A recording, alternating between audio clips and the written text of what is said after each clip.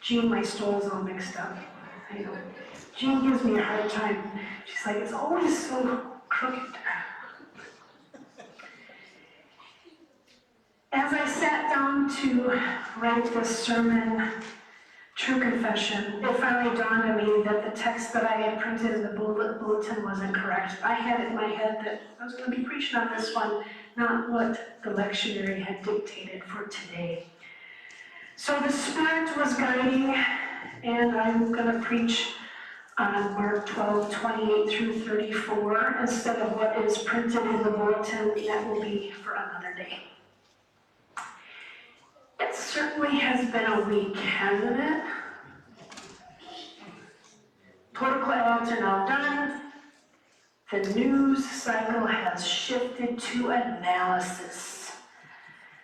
The Democrats blaming one another and how could this have happened? The Republicans, it's a red wave, the people have spoken. The cries for we just need to get along are being felt across social media and from the candidates themselves. In a time that feels even more divisive than 2016, how do we get along even when we don't know how to get along? How do we agree to disagree?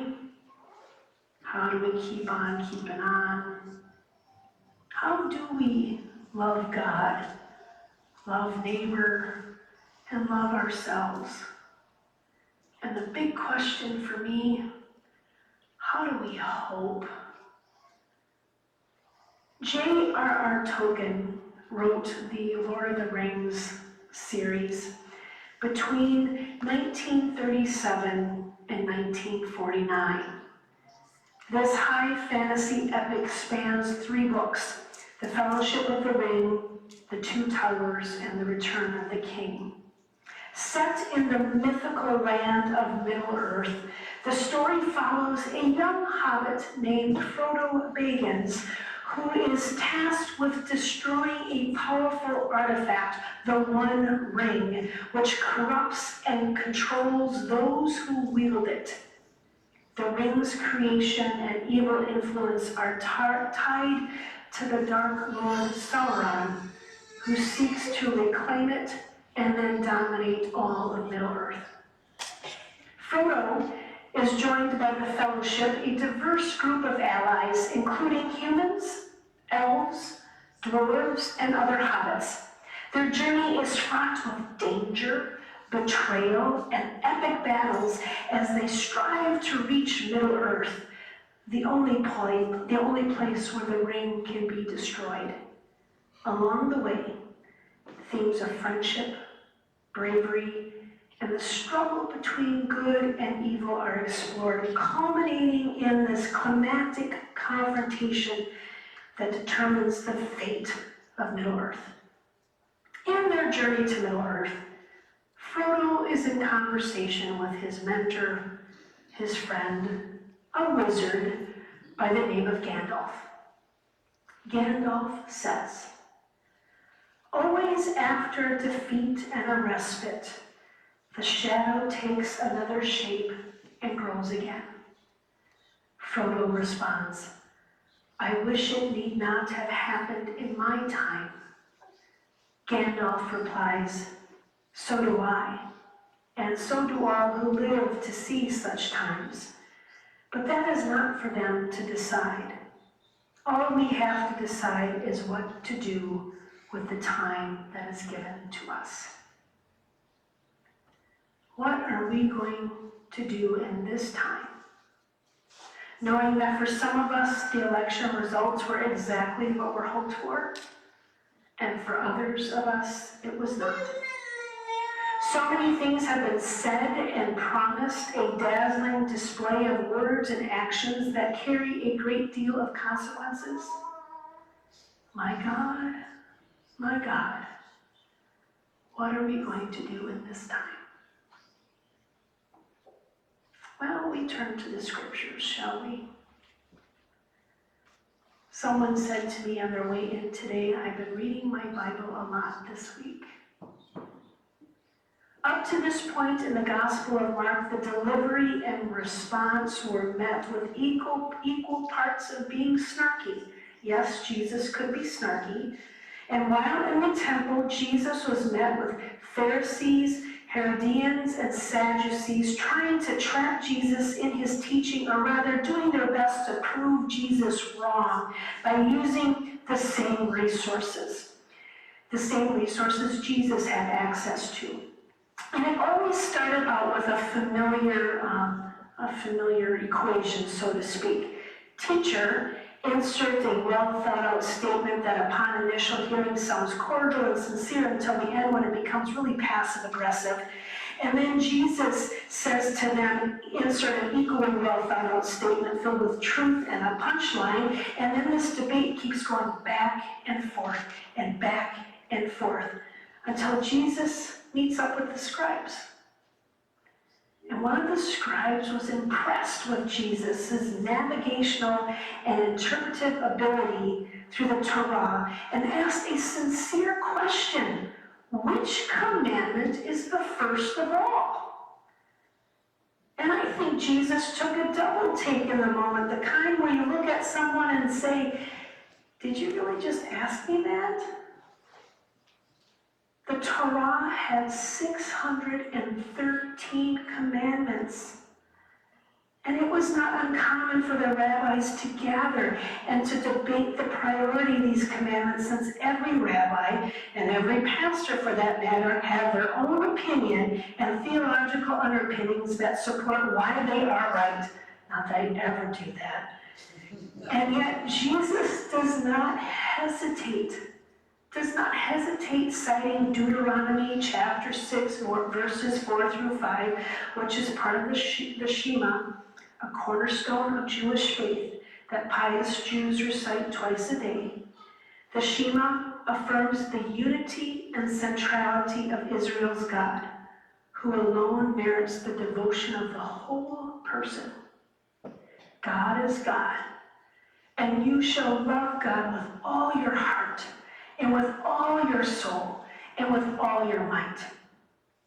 But then Jesus decides to cite Leviticus chapter 19, verse 18, calling for love of neighbor as self. Jesus brings these two commands together in a way that links love and justice.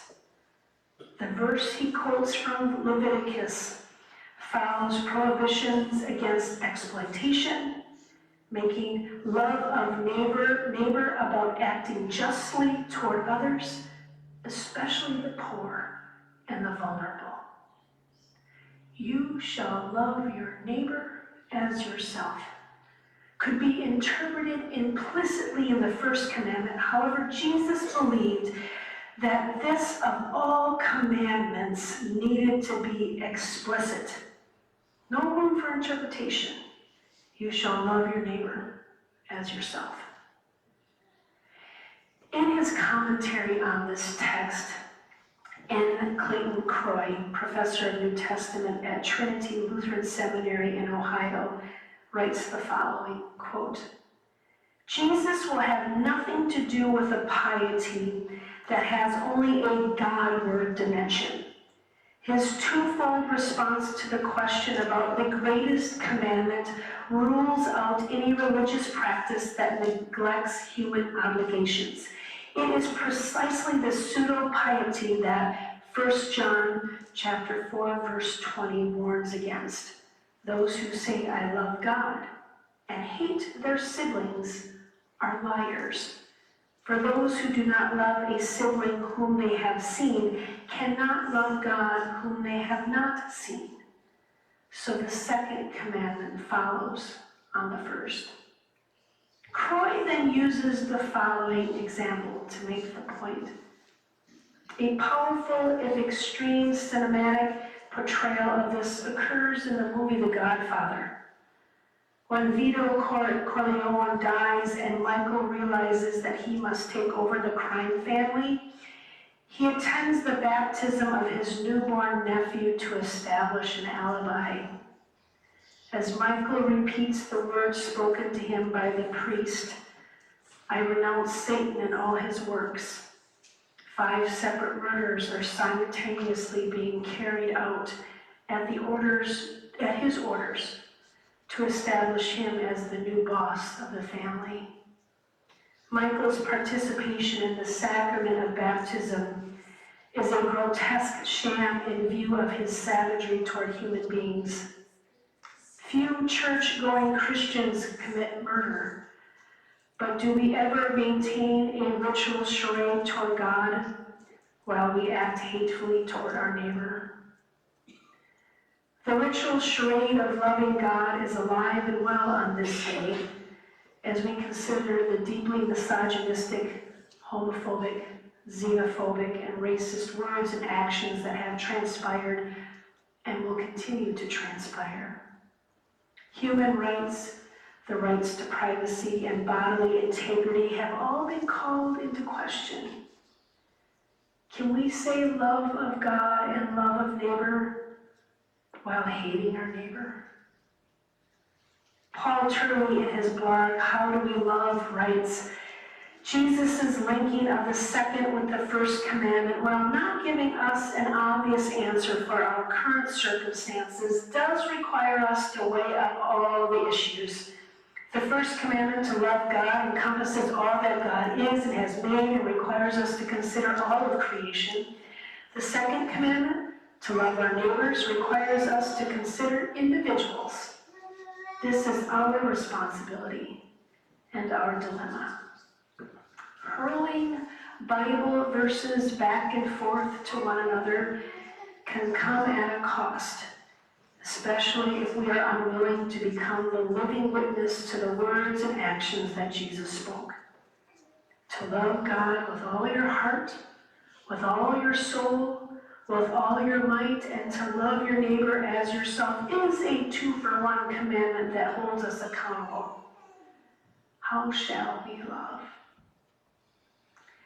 Theodore Wardlaw shares a story from Angus Northfleet's commentary on this passage, and it goes something like this. There's a story told of an old rabbi who was teaching 2 of his brightest students. The students asked him, "How do we know that the night is over and that the dawn is coming?" The rabbi replied, "What do you think?" The first student said, "When it is light enough to tell the difference between a dog and sheep." The old rabbi shook his head and said, "No." The second student said, "When you can distinguish between a grapevine and a sycamore tree." And the old man shook his head again.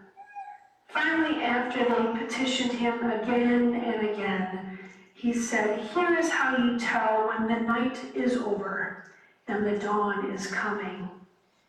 It is when you can look into the face of a stranger and see a member of your own family. At that moment, it is the dawn that is coming." And that, my friends, is where I hold on to hope. A glimmer of hope.